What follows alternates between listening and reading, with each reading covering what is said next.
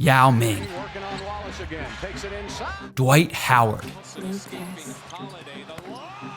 This 380-pound beast. What do all these guys have in common? Well, other than just being ginormous human beings, each one of these men were once considered the second coming of Shaquille O'Neal, until they had to face him, one-on-one that is.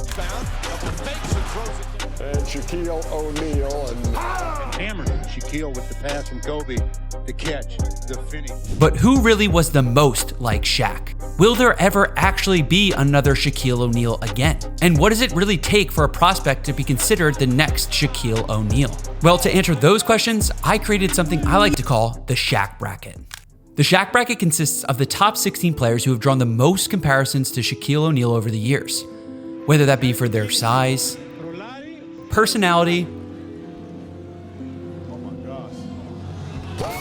or just the sky-high expectations they drew coming into the league. Each of these 16 men exhibited something that reminded us of Shaq Diesel. And when you see the top contender, you might start to doubt Shaq's claim as the most dominant big man ever. But when does a comparison go too far? Let's take Sofoklis Shortsonidis as an example.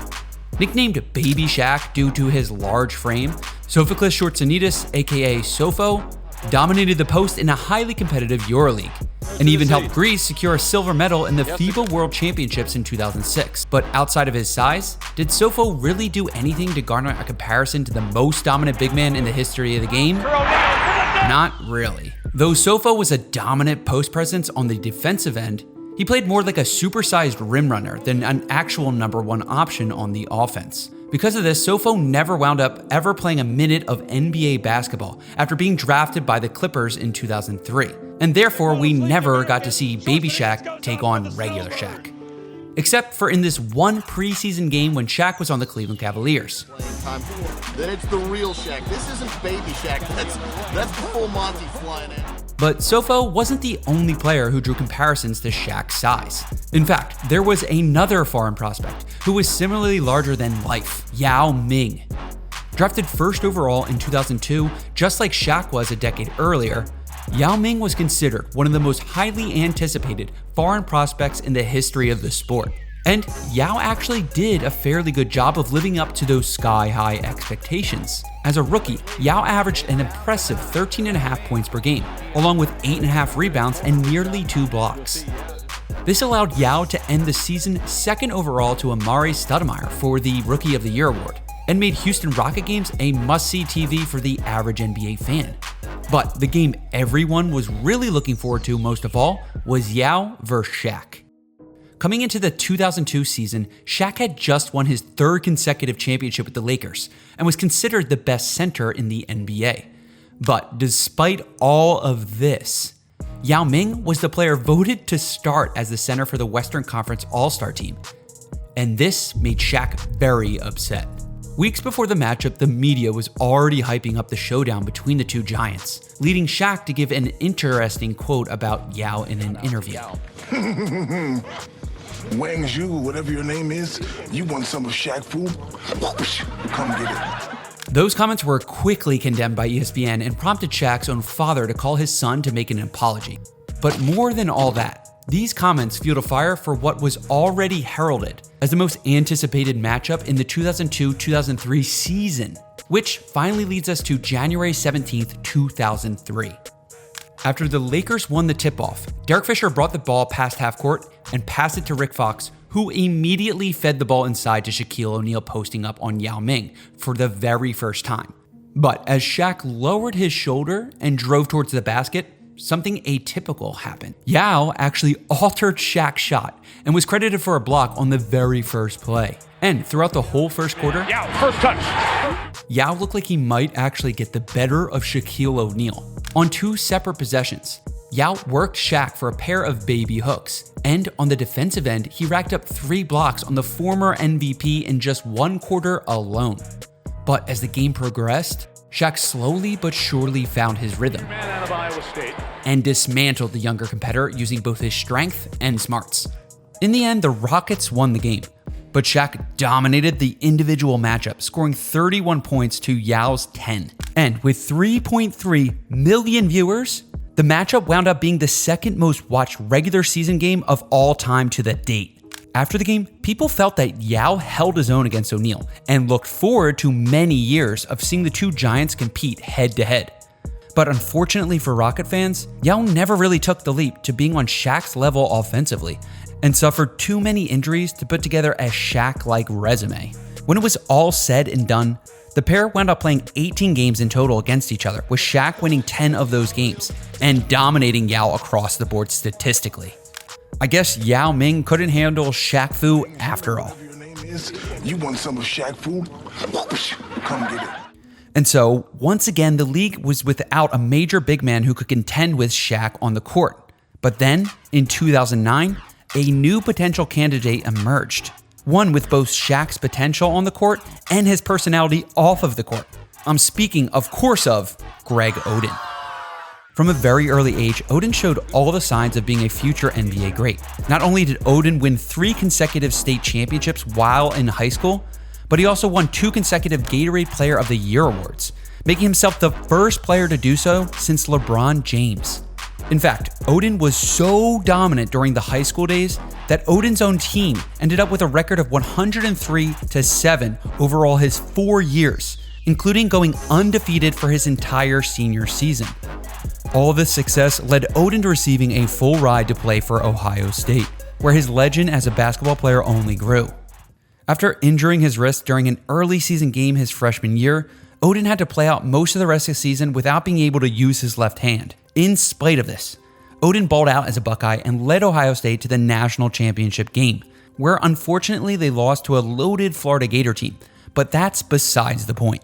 Because of all of this, Oden was seen as the #1 prospect in a loaded 2007 draft class that featured future All-Stars like Kevin Durant, Mike Conley, and Al Horford. This was also around the time that people started comparing Oden to a young Shaq.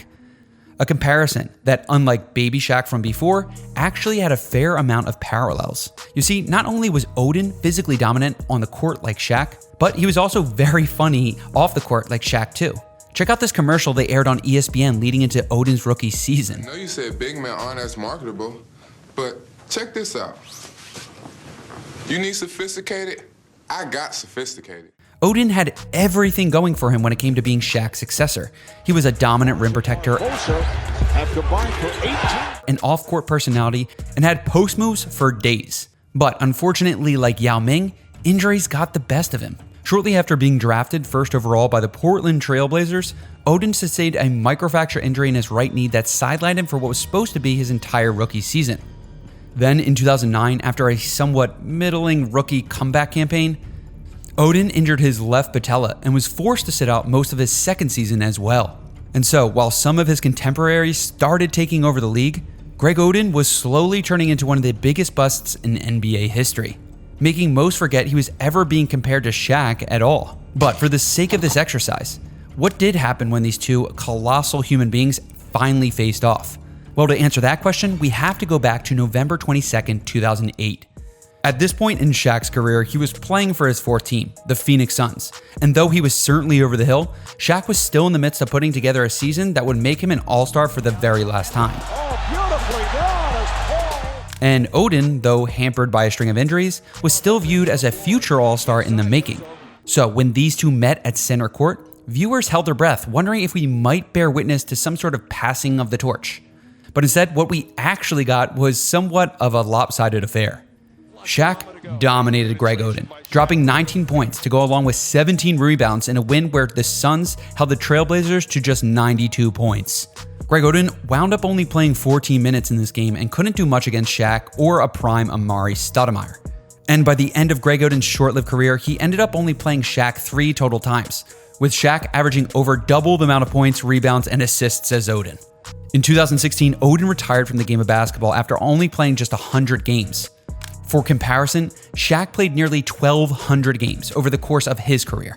In the end, Greg Oden had a lot going for him to make him a candidate to be the next Shaq. But largely due to his injuries, we were never able to really see those expectations become a reality. And so, once again, another future Shaq candidate falls to the wayside. If only one of these future Shaq prospects could stay healthy long enough to put together a true Shaq-like resume. But then again, there can be only one Superman, right? Wrong. He's got it flapping. Oh my gosh. Dwight Howard, without a doubt, is the most similar player we've had to Shaq in decades. In fact, the similarities between the two run so deep, it's almost scary. Both Shaq and Dwight were drafted by Orlando. Both asked out and were traded to the Lakers. Both feuded with Kobe Bryant, and both men had Stan Van Gundy fired when he was their head coach. Sorry, Stan. But there was one more similarity which led to these two having a generational beef with one another. Is that a flop? And that one was over their shared nickname, Superman. You see, Shaq had a bit of an obsession with the Superman moniker. He had the logo added to the front of his Rolls Royce. He had it tattooed on his arm. And he even starred in an ill-fated Superman spin-off movie titled Steel, which has an 8% rating on Rotten Tomatoes. And Dwight knew that Shaq called himself Superman because, funny enough, he was one of Shaquille O'Neal's biggest fans. Before the two became rivals, Dwight often went out of his way to compliment Shaquille O'Neal, referring to him multiple times as the best big man in the history of the league. He also proudly showed off his very own Shaq impression. Hello, it's Shaquille O'Neal, Phoenix Suns center. I've been playing with Orlando Magic. I played with the LA Lakers. Which was not too bad for a basketball player. Not only did the public see Dwight as Shaq's possible heir, but Dwight also saw himself that way, which is what prompted him to make a rather bold decision during the 2008 NBA dunk contest. Dwight Howard stole Shaq's Superman persona and used it to win. Oh my gosh. Shaq, of course, was not too happy about this afterwards.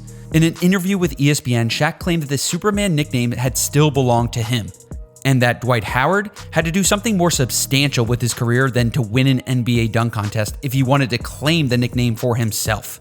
And so it seems for the very first time ever, one of these future Shaqs was starting to get under Shaq's skin, starting to impose on his territory, charming people both on the court and off of the court, in the very same way Shaq had been doing for over a decade.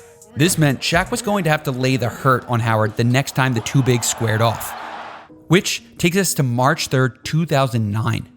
Going to the game, Shaq made it perfectly clear that he still hadn't forgiven Howard for all the superhero stuff, wearing a Superman shirt proudly as he walked into the arena.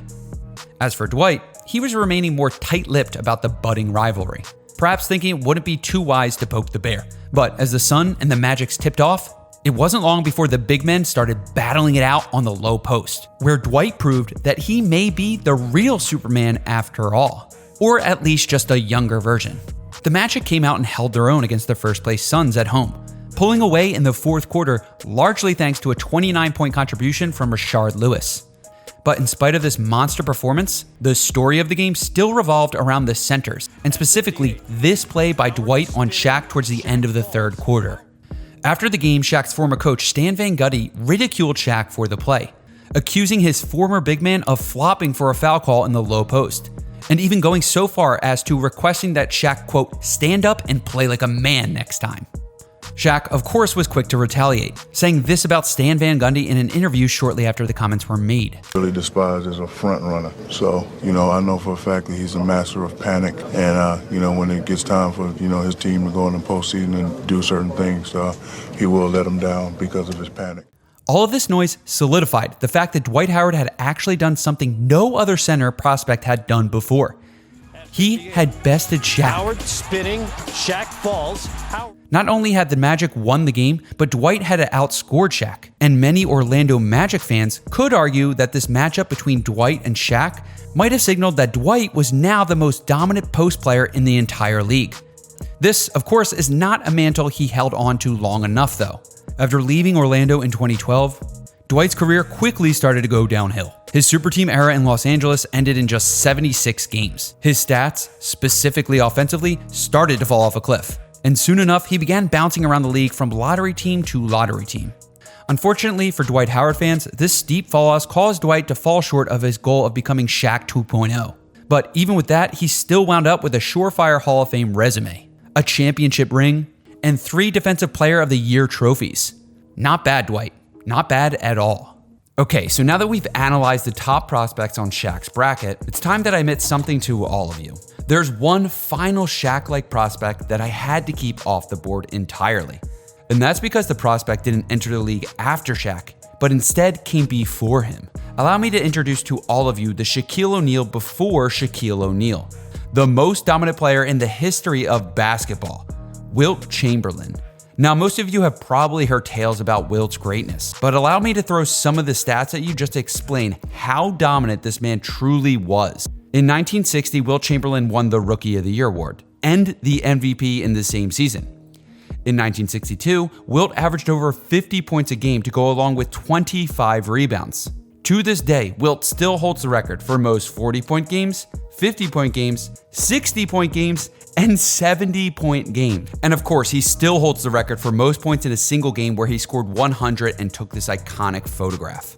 Wilt was so dominant and before his time that not even Shaq could replicate his level of success in his own era. And I think that's the point that is paramount in explaining why no other Shaq-like prospect has been able to replicate him either. Because once you get to the pinnacle of a sport, like these two men did in entirely different eras, each of these athletes are truly one of a kind. There is never going to be a player who dominates like Shaq in the exact same way, and there will never be one who dominated like Wilt. The game of basketball is ever changing and growing more popular every year. Because of this, we don't know who the next era's most dominant player will look like. Or do we? And so, as of 2024, no true heir to Shaq has really come to fruition. More modern players like Joel Embiid and the Greek Freak have also drawn Shaq comparisons, but no one has yet to put together a resume nearly as impressive. And with the NBA getting smaller and the three-pointer increasing in popularity every year, it's possible that we may never truly see another Shaq again. So, next time you hear someone throw out a comparison, calling a young NBA prospect the next upcoming Shaq, just remember how difficult it truly is for these young men to fill Shaq's enormous 23-size shoes or defend his gigantic 325-pound frame in the post.